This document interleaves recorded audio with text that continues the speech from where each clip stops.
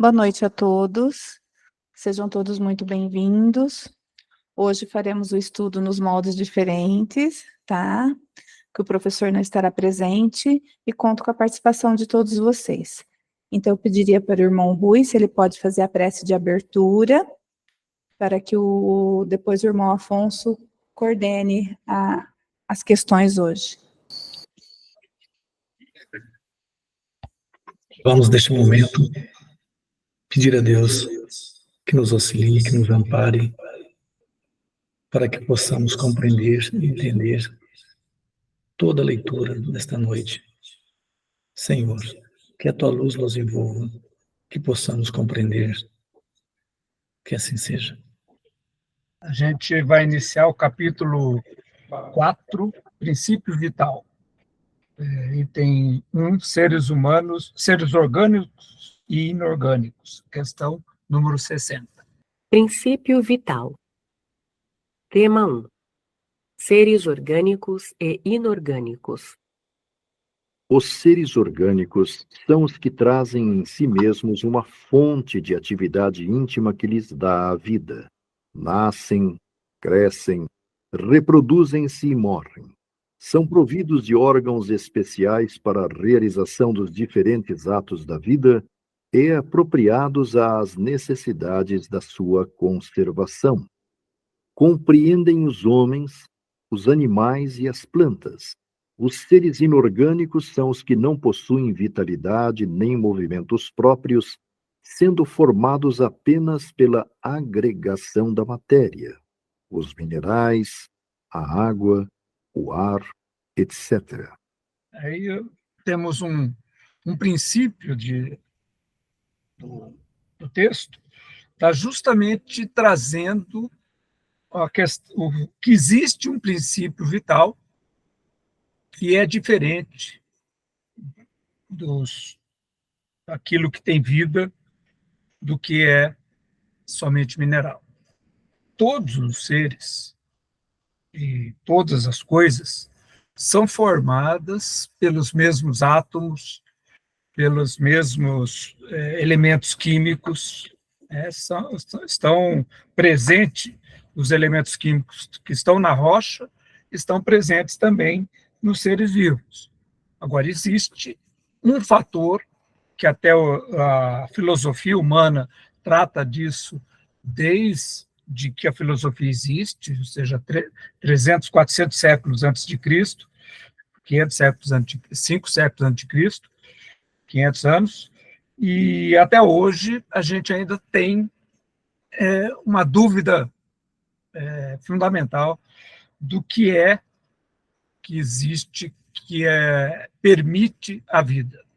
A gente sabe a questão da bioquímica, questão de como funciona a passagem dos produtos, a comunicação entre células, a gente já sabe como ocorre, mas o que que permite ter a vida, isso ainda é uma situação que a ciência não conseguiu comprovar totalmente. E aqui no Livro dos Espíritos ele traz, existe um dos elementos oriundos do fluido universal, é o fluido vital. Ele, sim, vai trazer a vida e ele é transmissível de um ser vivo ao outro. Vamos às questões, a gente vai conversando a respeito. Rui, se tiver alguma coisa complementar do que eu falei. Boa noite a todos. Eu acho que está certo, é isso aí. A gente vai entendendo o que é o princípio vital. É uma coisa muito importante para o nosso conhecimento, a gente saber que o princípio vital é o que dá vida, né? Então, nós sabemos, o Kardec colocou bem claro, discernir o que é seres orgânicos e seres inorgânicos. Seres orgânicos, aqueles que têm vida, as árvores, os animais e os humanos. Inorgânico, aquele que não tem vida, que não tem o princípio vital, os minerais, a água, né? E assim por diante. Então, dá para a gente entender, né, classificar, o que tem vida tem princípio vital, o que não tem vida, não tem. Se nós temos o nosso corpo morre, acabou-se a vitalidade do corpo. Questão 60. É a mesma força que une os elementos materiais nos corpos orgânicos e inorgânicos? Sim, a lei de atração é a mesma para todos. Aí a gente tem uma interessante, né, que ele coloca a lei de atração, e somente no final do século passado que a ciência conseguiu descobrir as leis fundamentais da matéria, né? O que chamam força forte, que é aquela força de interação do núcleo do átomo, a força fraca, que é a força de interação que mantém o elétron junto ao átomo, as forças eletrostáticas ou eletromagnéticas e a força gravitacional. Então, essas 4 forças conseguem explicar todos os fenômenos, ou quase todos, né? Existem algumas coisas ainda que não estão, mas quase todos os fenômenos, desde do micro até o macro, desde da mecânica quântica até a mecânica astronômica. Então, numa época muito anterior, o Livro dos Espíritos vem nos trazer que existe uma lei de atração. Hoje, o ser humano conhece fisicamente muito mais dessa lei, mas na época que foi escrito, foi uma confirmação, foi uma informação que só foi confirmada muito depois. Questão 61. Há uma diferença entre a matéria dos corpos orgânicos e inorgânicos? É sempre a mesma matéria, mas nos casos orgânicos é animalizada. A gente já comentou no início, né, que os átomos que formam o orgânico é o mesmo que forma o inorgânico. Então, a matéria, ela se reagrupa conforme o que está sendo construído, mas é o mesmo produto, ou seja, o átomo que nos compõe hoje é o mesmo que esteve num dinossauro, esteve numa pedra, numa época anterior. Então, a matéria é a mesma. O agrupamento é diferente, e nos seres vivos, ele colocou, existe alguma coisa que anima aquele ser. E a gente vai ver na questão seguinte. Questão 62. Qual a causa da animalização da matéria? Sua união com o princípio vital. Podemos seguir, já fala das duas coisas no mesmo comentário, né? Questão 63. O princípio vital é propriedade de um agente especial ou apenas da matéria organizada? Numa palavra, é um efeito ou uma causa? É uma e outra coisa. A vida é um efeito produzido pela ação de um agente sobre a matéria. Esse agente sem a matéria não é vida, da mesma forma que a matéria não pode viver sem ele. É ele que dá vida a todos os seres que o absorvem e assimilam. Rui, tem algum comentário aí? Eu só queria, boa noite. Eu só queria, hoje, 165 anos, quase 166 anos depois desse livro, nós temos o Livro dos Espíritos, a obra interminável. E, por nossa sorte, essa obra ela vem esclarecer um pouco mais do que Kardec nos passou nessa primeira obra. Então, na obra interminável, ela explica bem que tudo no universo é composto de fluido universal. Tudo. Tudo que a gente imaginar, o que a gente entende hoje como vácuo, né? Quando lança-se uma astronave, tudo, ali tem fluido universal. Até no perispírito tem fluido universal. O fluido universal, ele acaba compondo, por exemplo, o fluido vital. Então, o fluido vital é oriundo do fluido universal. O fluido universal é parte da matéria, tá? Além desses fluidos, né, existe o princípio vital. O que é o princípio vital? Eu acho que só Deus sabe, né?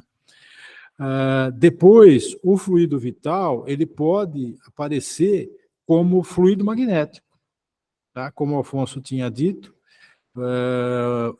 o fluido magnético, o vital, depende da necessidade, da intenção da pessoa, né? Então, voltando, fluido universal produz fluido vital, que produz fluido magnético, que é derivado do vital, tá? Só para entender o contexto todo, que a gente pode esclarecer melhor depois, quem tiver interesse, na obra interminável. Obrigado. Eu só queria comentar que o princípio vital é uma derivação, sim, do fluido universal. E ele está em tudo, né? Ele tanto está na matéria orgânica, né, como está no mundo, em todo lugar. A partir do momento que ele passa a ter esse agente, o corpo passa a ter vida. Então, ele pode ser uma coisa e outra ao mesmo tempo. Na realidade, o fluido vital só está naquilo que tem vida. Você pode ter um composto orgânico, mas não ser um ser orgânico, sem vida, não está animado, tá certo? Então, o que tem vida, seja vegetal, animal, ele tem o fluido vital. E para iniciar a vida, precisa do princípio vital. Sim, Aí eu tenho que discordar um pouco. Os alimentos, no caso, né, são É, compostos você pode- por fluidos, né? E o nosso corpo tem vida, mas a partir do momento que acabar esses fluidos, deixa de ter vida. Tanto a árvore, como os animais, como o homem, né? Isso, e o corpo, a matéria orgânica, ela mantém esse fluido vital durante um tempo após o que podemos chamar de morte, né? E o outro tipo de vida vai se alimentar dessa matéria e se alimentar desse fluido vital. Esse fluido vital é transmitido, é transferido de um ser a outro quando passa pelo processo de digestão. Então, mesmo você comendo alguma coisa que já está morto, ainda tem fluido vital ali que você vai poder absorver e melhorar suas condições o seu nível de fluido vital para manter as suas atividades. Diga. Então, na Gênese fala, né, que eu tinha visto em casa, que o princípio vital não seria mais do que uma espécie particular de eletricidade, denominada eletricidade animal, que durante a vida se desprende pela ação dos órgãos e cuja produção cessa quando dá a morte, por se extinguir tal ação. Positivo. Agora temos que lembrar que a Gênese ela tem um pouco de especulação por parte de Kardec, que é, inclusive,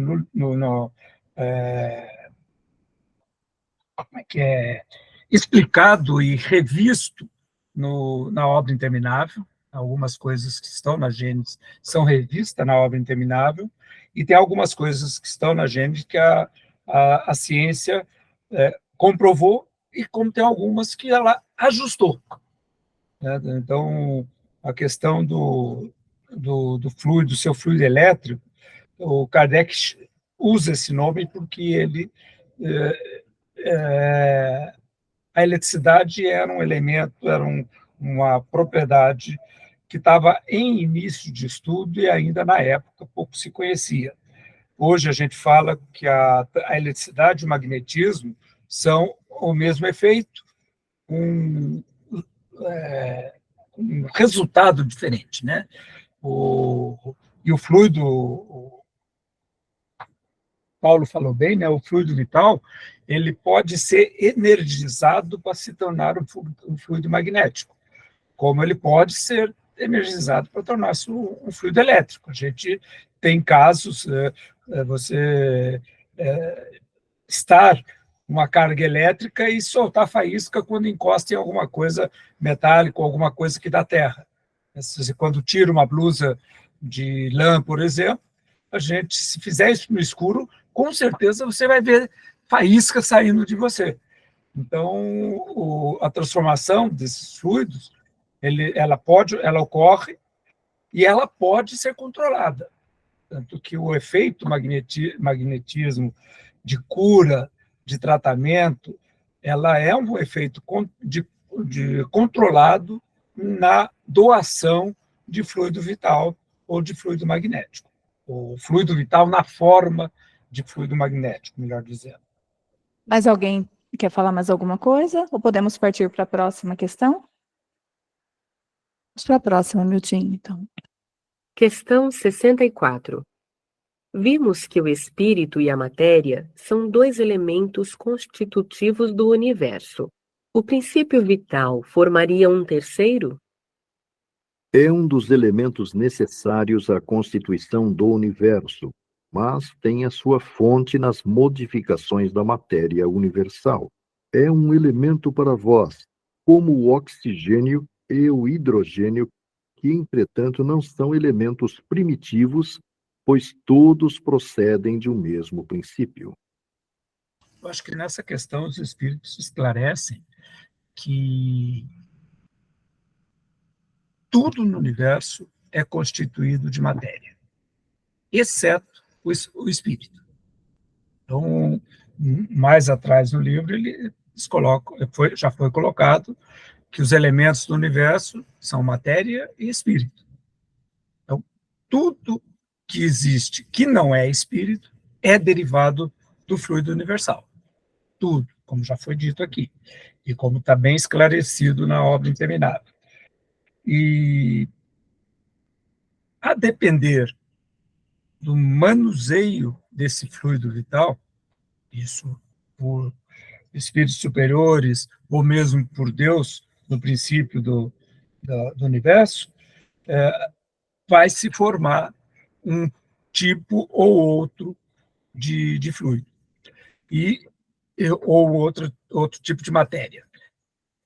E é claro, está claro nessa resposta, que todos os elementos que nós conhecemos hoje são elementos derivados.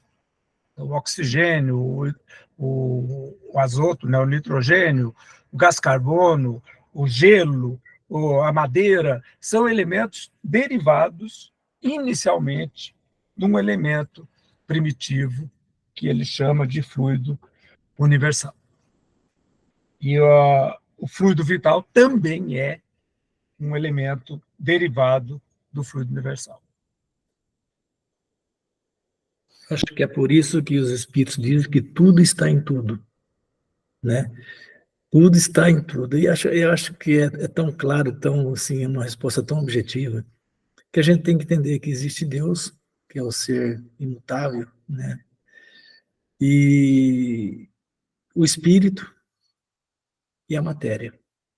Mas essa matéria é composta pelo tudo, pelo fluido universal.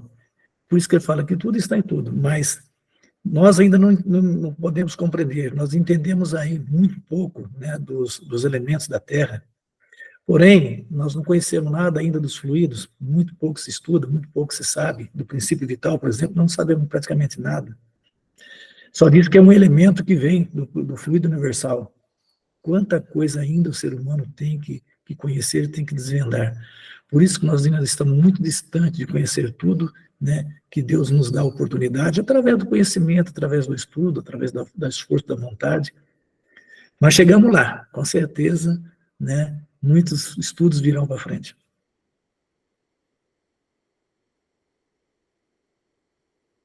Questão 64A. Parece resultar daí que a vitalidade não tem como princípio um agente primitivo distinto, sendo antes uma propriedade especial da matéria universal, devida a certas modificações desta? É essa a consequência do que dissemos. Questão 65. O princípio vital reside num dos corpos que conhecemos? Ele tem como fonte o fluido universal. É o que chamais fluido magnético ou fluido elétrico animalizado. É o intermediário, o liame entre o espírito e a matéria. Como a gente já tinha explicado, né, o fluido vital também é oriundo do fluido universal. O Afonso comentou que essa questão da eletricidade, na época dessa primeira obra, ainda estava em desenvolvimento. Então, alguns termos confundem com o que a gente conhece hoje. No caso, a obra interminável, isso está mais claro. Todos podem depois entender melhor nela. Tá? Questão 66. O princípio vital é o mesmo para todos os seres orgânicos? Sim, modificado segundo as espécies. Ele lhes dá movimento e atividade, e os distingue da matéria inerte, pois o movimento da matéria não é a vida. Ela recebe esse movimento, não o produz. Bom, vamos juntar essas duas questões para fazer um comentário. Primeiro, a matéria ela pode ter movimento independente da vida, né? A vida provoca o movimento na matéria, mas outras forças podem provocar esse movimento, né? A gente vê isso todo dia.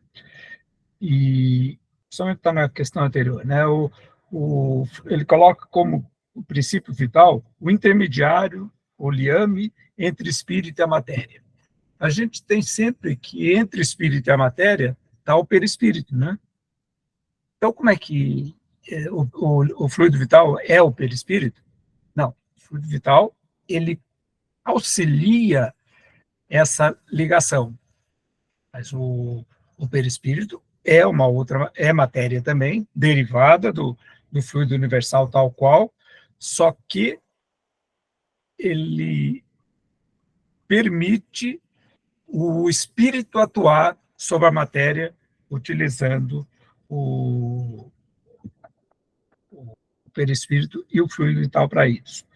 Agora, a pergunta que faria seria: todos os seres vivos têm espírito?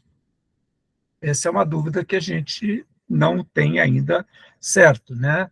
A gente vai ver na obra Interminável que lá ela fala das almas coletivas, né? Fala de situações específicas de espírito que controla, por exemplo, uma floresta, controla uma determinada região. Então, se esse espírito ele vai conseguir fazer esse controle, também utilizando desse fluido vital e utilizando dessa comunicação com esses seres vivos. Então, são coisas que ainda não estão muito claras, mas a gente encontra na obra Interminável uma explicação um pouco melhor dessas situações dos seres vivos mais simples. É difícil a gente imaginar, por exemplo, um ser unicelular ter um perispírito, mas não é difícil imaginar que esse ser unicelular ele está ligado junto a outros seres daquela colônia e com o controle de um espírito fora dessa colônia que tem um certo controle sobre aqueles seres. Então, são coisas que ainda não estão muito claras, mas a gente vai ter o complemento, uma explicação melhor mais para frente na obra Interminável. Vamos seguir? Questão 67. A vitalidade é um atributo permanente do agente vital ou somente se desenvolve com o funcionamento dos órgãos? Só se desenvolve com o corpo. Não dissemos que esse agente sem a matéria não é vida? É necessária a união de ambos para produzir a vida. Questão 67A. Podemos dizer que a vitalidade permanece quando o agente vital ainda não se uniu ao corpo? Sim, é isso. O conjunto dos órgãos constitui uma espécie de mecanismo impulsionado pela atividade íntima ou princípio vital que neles existe. O princípio vital é a força motriz dos corpos orgânicos. Ao mesmo tempo que o agente vital impulsiona os órgãos, a ação destes entretém e desenvolve o agente vital, mais ou menos como o atrito produz o calor. Aqui parece que está contraditório, né? A 67 com a 67A, né? Ele diz que sem a união dos dois, não há vida. E depois ele fala que o fluido vital, a vitalidade permanece enquanto... aliás, ele diz que a vitalidade permanece, ou a vitalidade surge, quando o agente vital...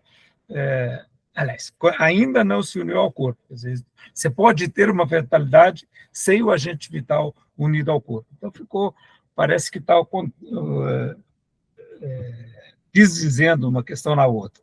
E daí o Kardec, percebendo essa dificuldade entre os dois posicionamentos, ele faz um comentário. E ele diz que cada órgão tem o seu fluido vital. Você tem uma maneira de trabalhar de um órgão que é exclusivo dele. Por quê? Porque tem um fluido vital que está agindo sobre aquele órgão, produzindo aquela função. E que a gente tem, ao longo do dia, ao longo da vida, o nascimento e o desaparecimento de células. E o fluido vital ele é transferido de uma para outra e se mantém no nosso corpo. Diga, Rui, me ajuda aí.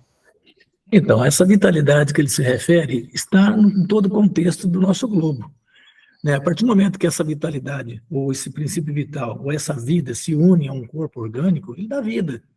Então, houve tantas perguntas, e para elucidar, para ficar uma forma melhor, nós temos que entender os seres orgânicos e seres inorgânicos. Os seres orgânicos é aquele que tem a vitalidade, aquele que tem um princípio vital que é regido, que é movimentado, que tem a vida, que dá sequência pelos fluidos que ali se consomem, que são as energias que consomem o nosso corpo.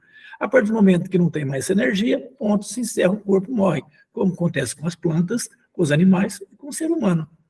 Certo? Então, eu acho que configurando de uma forma mais clara nesse objetivo do que é vida orgânica e vida inorgânica. Quando a vida se extingue no corpo, na vida, né? A vida se extingue, o fluido vital ainda assim será absorvido por outros seres vivos.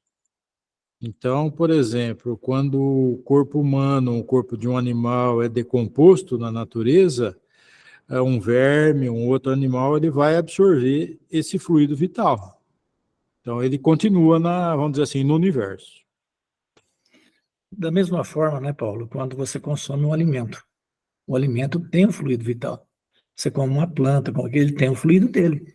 Ele vai gerar para você as energias vitais também. Né? Então, é um ciclo de alimento. Exatamente. Por exemplo, uma fruta que nós comemos, quando ela foi produzida na árvore, circulou fluido vital nela, que armazenou na fruta ou num vegetal, tá certo? Num cereal. Quando nós nos alimentamos dela, nós absorvemos uma porção desse fluido vital, que é o que nos mantém vivo. Sim, tá certo? Os alimentos, as vitaminas, por exemplo, são todos fluídicos, né? Se a gente for analisar, é o mesmo caminho. Tanto que, da mesma forma que nós se alimentarmos bem, tivermos uma vida saudável, esse é reposto, que a gente pode ter uma maior longevidade. E da mesma forma que a gente não tiver uma qualidade de vida boa, esse período vai ser abreviado, então nós vamos perder o fluido.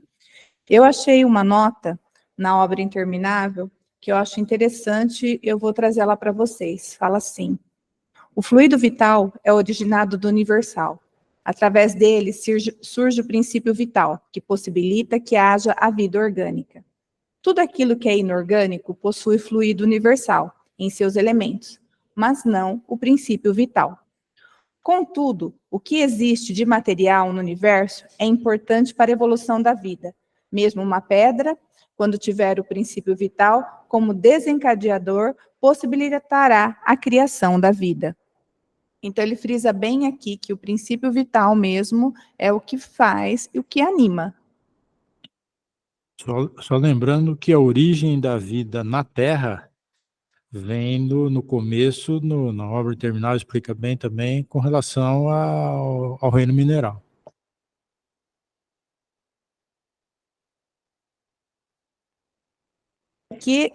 Aqui afirma até, fala assim, elas estão nos alimentos, na água, também no amor intencionado. Tais substâncias darão qualidade ao fluido vital que se encontra em tudo o que sustenta a vida.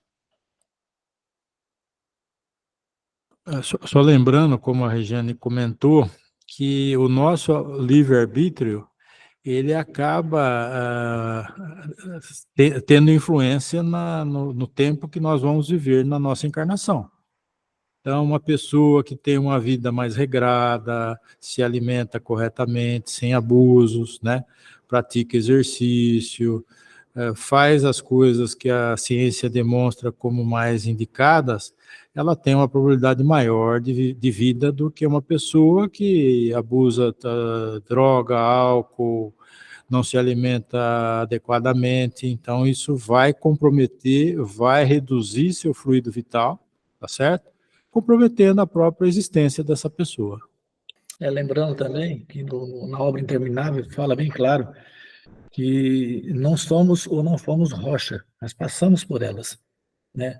Mas não quer dizer que a rocha tem o princípio vital, né? Porque o mineral ele está composto em tudo, porém o espírito está um pouco mais adiante nessa formação. Alguém tem mais alguma colocação? Podemos seguir para a próxima? A próxima, Milton. Tema 2. A vida e a morte. Questão 68. Qual é a causa da morte nos seres orgânicos? A exaustão dos órgãos. Questão 68A. Pode-se comparar a morte à cessação do movimento numa máquina desarranjada? Sim, pois se a máquina estiver mal montada, sua mola se quebra. Se o corpo estiver doente, a vida se esvai. Aí, voltando, né, na questão que a gente estava falando do fluido vital. Então, por exemplo, se a pessoa estiver doente, ela pode receber o tratamento adequado, tá certo? Às vezes até um passe, um fluido magnético, caráter espiritual, e retomar, se recompor, tá certo? Então, isso pode ser recuperado, tá? Mas, se ela não administrar seu fluido vital, com certeza a vida vai se extinguir. Eu acho interessante quando fala na exaustão dos órgãos. Lógico que o corpo humano, ele é feito por um período, né, composto por um período de tolerância às intempéries da terra, de tudo isso, e a maneira com que você cuida. Os fluidos, como a Regiane comentou agora há pouco, eles podem ter, né, a quantidade maior ou menor, dependendo do seu uso do corpo. Se você cuidar bem da sua matéria, do seu corpo, você terá, né, fluidos por muito tempo. Quem sabe está na sua programação para viver 80, 90 anos, se você fizer tudo certinho, você vai ter essa idade ou até mais, dependendo da sua condição. Porém, se você não cuidar, se envolver com coisas ilícitas, você entra também em coisas erradas, você diminuirá os seus fluidos e o corpo entrará em exaustão mais rápido. É lógico que se der o prazo de validade, né? Por mais que nós cuidemos bem do nosso corpo, por mais que esteja tudo correto, deu o nosso tempo, nós vamos retornar, porque aí é o Deus que determina o tempo que cada um fica. Mas são vários fatores que envolvem Nosso bem-estar aqui são os biológicos, são os psíquicos e o social. O meio que a gente vive, a forma cultural, como que está. O psicológico, então, nem se fala, porque a pessoa, hoje, a maioria das doenças orgânicas, ainda não se tem como provar, mas são causadas pelo emocional, pelo psicológico.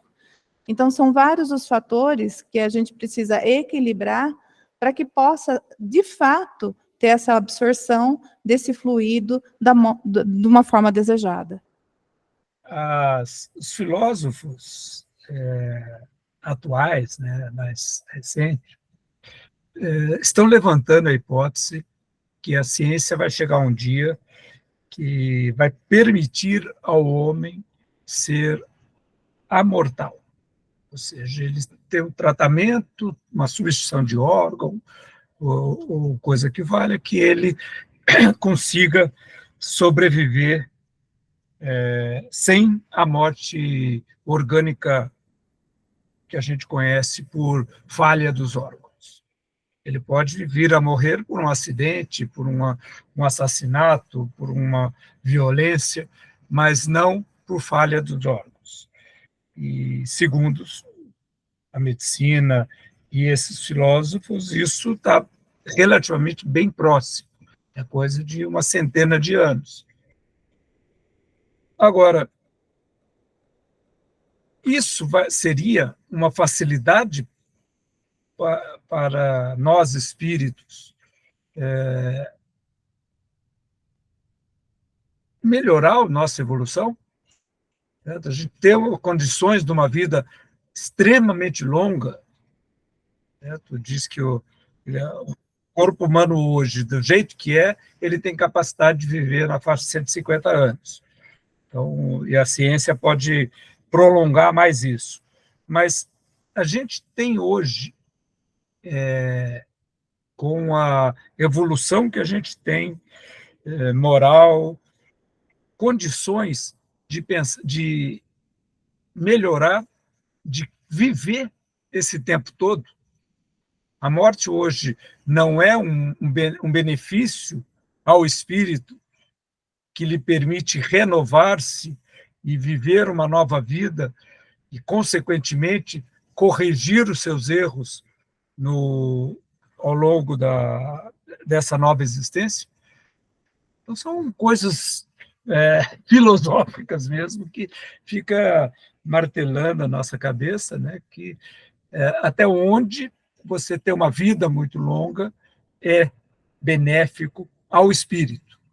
O benéfico no espírito não é a possibilidade da renovação?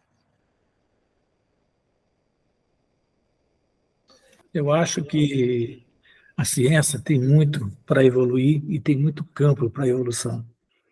Mas querer que o corpo seja imortal de uma certa forma, isso vai contra os princípios da reencarnação, né, aonde está a reconciliação, de muitos casos, porque às vezes não existe a reconciliação, existe a necessidade da reencarnação.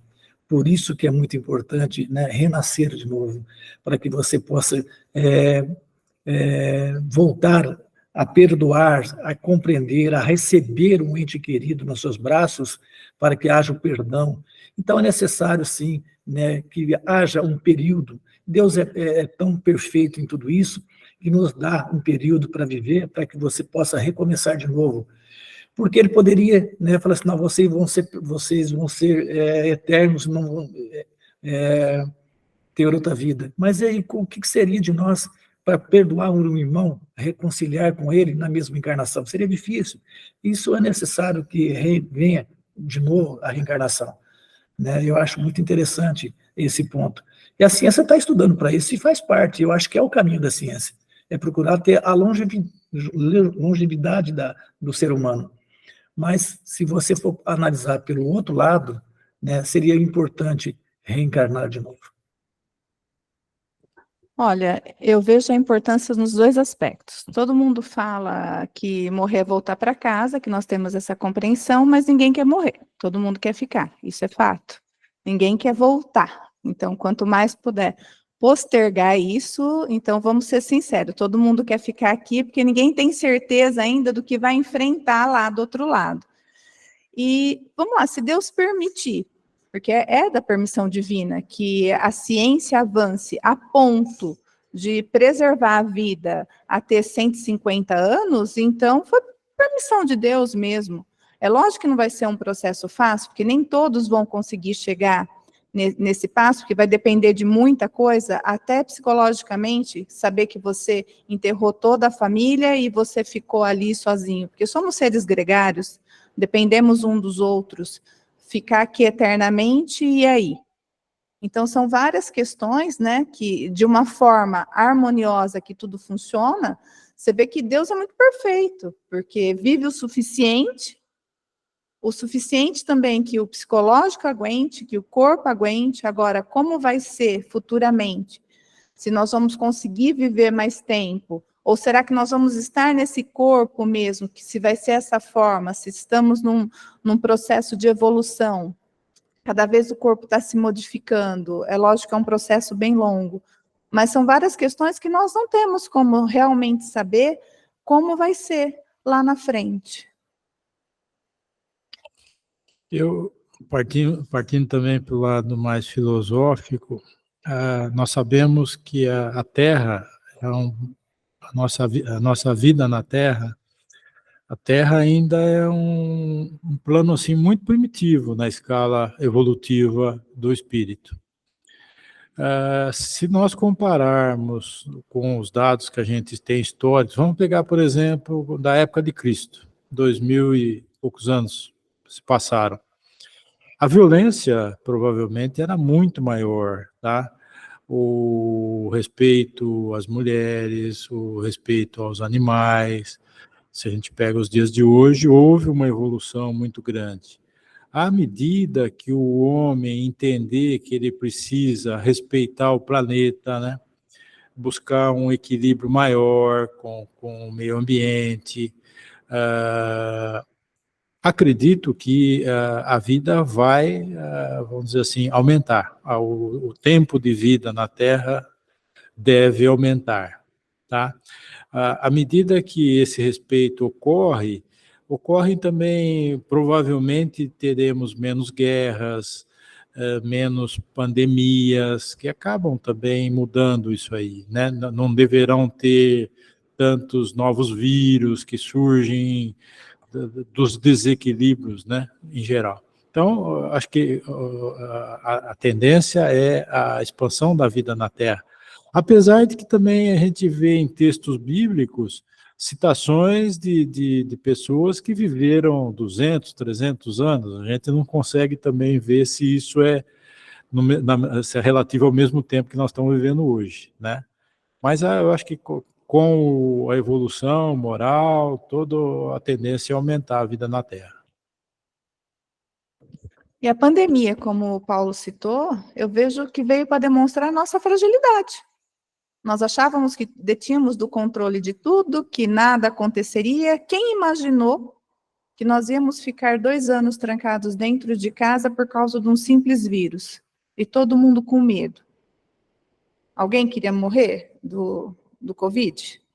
Todo mundo ficou muito preocupado. Ninguém queria retornar dessa forma. Acabou levando muitas pessoas, mas a gente vê a fragilidade nossa. Por mais que nós achamos que detemos do controle da situação, nós, na realidade, não controlamos absolutamente nada. O que você me diz, Afonso?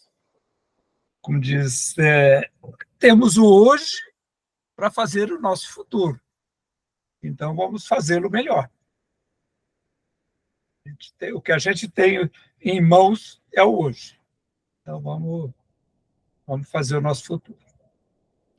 E até a ponto da gente ter um entendimento, porque hoje, estudando psicologia, que eu vejo a dificuldade muito grande das pessoas aceitarem a morte. Eu não estou falando como aceitação, não, quero morrer amanhã, não significa isso.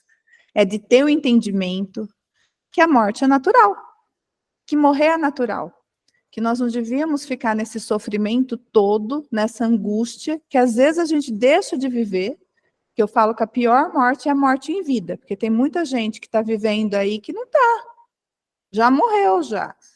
Então, na realidade, a gente teria que estar vivendo, a morte é um fato, que ninguém sabe a data que vai retornar, mas que é natural.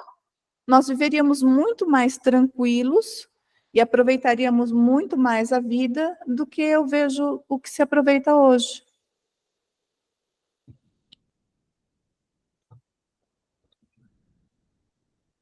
Vamos para a Questão próxima? 69.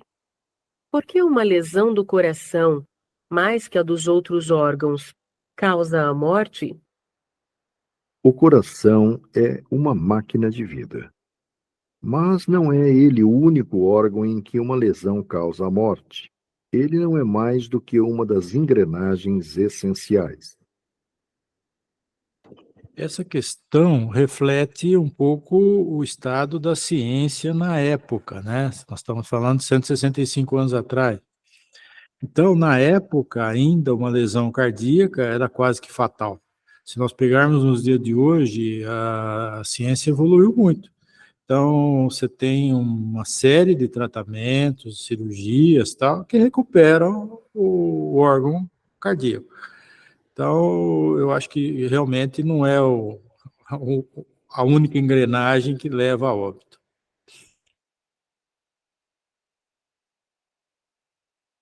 Rui, gostaria de fazer um comentário? A gente já entende, né, que não é só o coração que desfalece, outros órgãos também. Você pega o pulmão, você pega o pâncreas, você pega tantos outros órgãos aí, que ele pode demorar um pouquinho mais, mas ele é letal também, né? Dependendo das circunstâncias, não tem como volta. Então, o Paulo foi bem feliz nisso. Há 165 anos, o coração era o termo principal, né? Então, hoje a gente já sabe que outros órgãos também funcionam muito bem, e se na falta deles, é prejudicial, sim. Os próprios espíritos já responderam, né? O coração não é o único órgão, ele é um dos essenciais, mas não é o único essencial. Tanto que hoje a gente considera a morte quando tem a morte cerebral.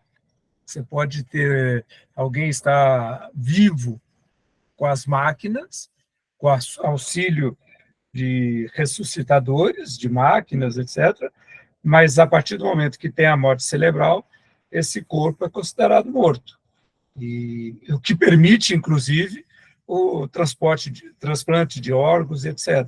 Porque ainda existe um fluido vital muito forte nesses órgãos que permite a cirurgia de transplante de vários dos órgãos, né? Então, a ciência hoje não entende mais como o coração o principal órgão que considera a morte. A gente pode ter alguém ainda com o coração funcionando, porém já com morte cerebral, e aí é considerado pela ciência e pela legislação como a pessoa já está com o corpo morto. Questão 70. Em que se transformam a matéria e o princípio vital dos seres orgânicos após a morte?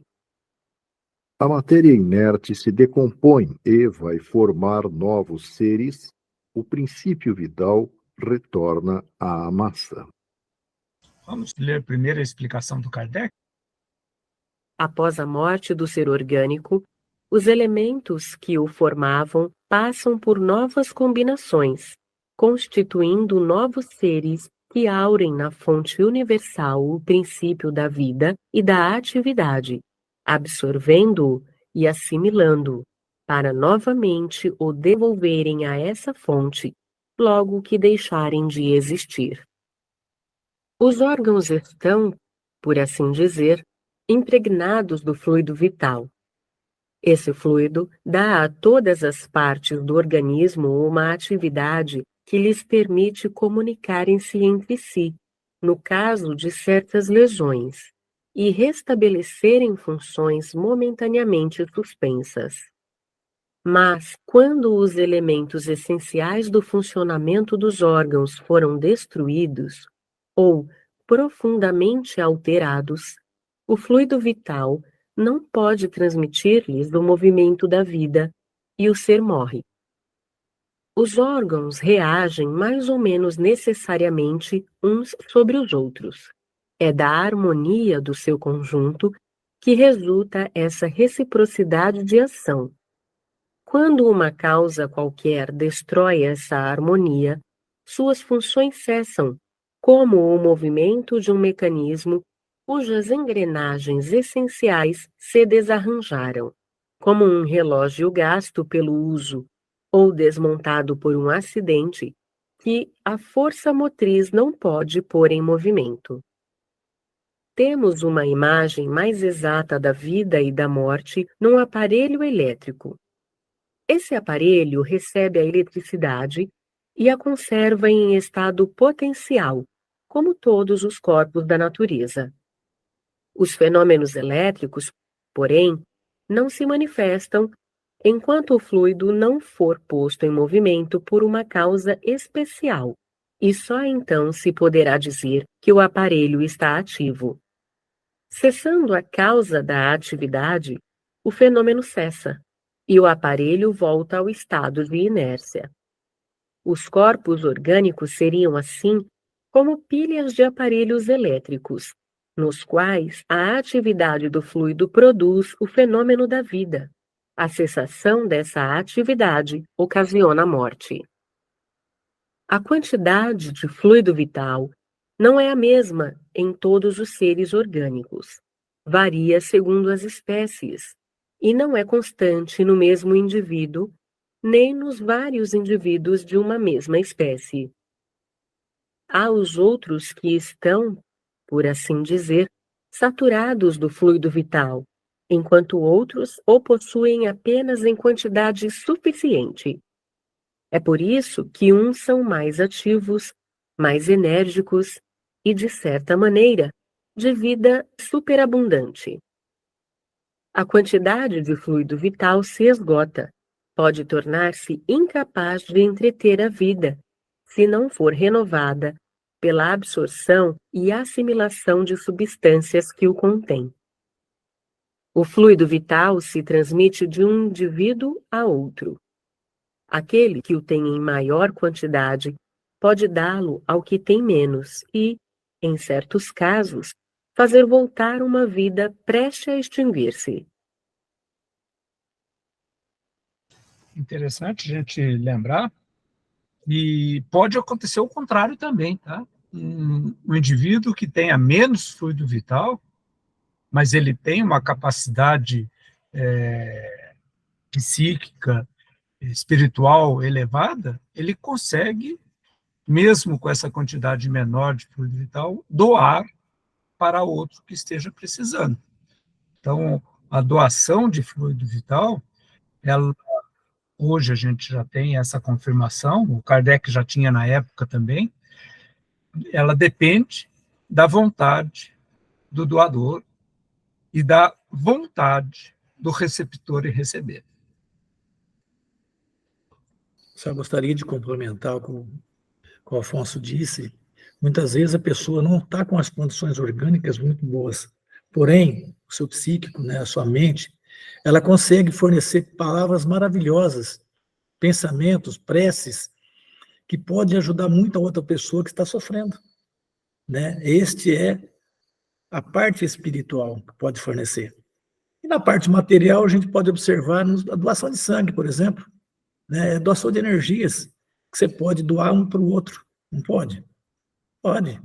Tantas outras coisas que você pode fazer, da parte espiritual como da parte material. E eu achei interessante a analogia que foi feita com um aparelho elétrico com o corpo do ser humano. O aparelho, né, de passar roupa, se você coloca ele na tomada para funcionar, ele vai gerar, ele vai esquentar, vai funcionar. Você tirou, ele para. Da mesma forma o corpo humano. Você parou de alimentar, você parou de comer, ele vai parar também, vai ficar inerte, né? Aí será cessar a vida do corpo. Então foi feita uma analogia muito interessante. Depende de nós colocar na tomada para funcionar. Meus amigos, o bate-papo está muito bom, mas nós temos o trabalho com os animais aqui na casa, na sequência, que já estão lá esperando os animaizinhos, que toda quinta-feira, depois do estudo, nós fazemos o tratamento nos animais, passe, tá? Então, quem quiser conhecer a casa e visitar, o convite está aberto, tá? E Rui, poderia fazer a prece de encerramento, por gentileza?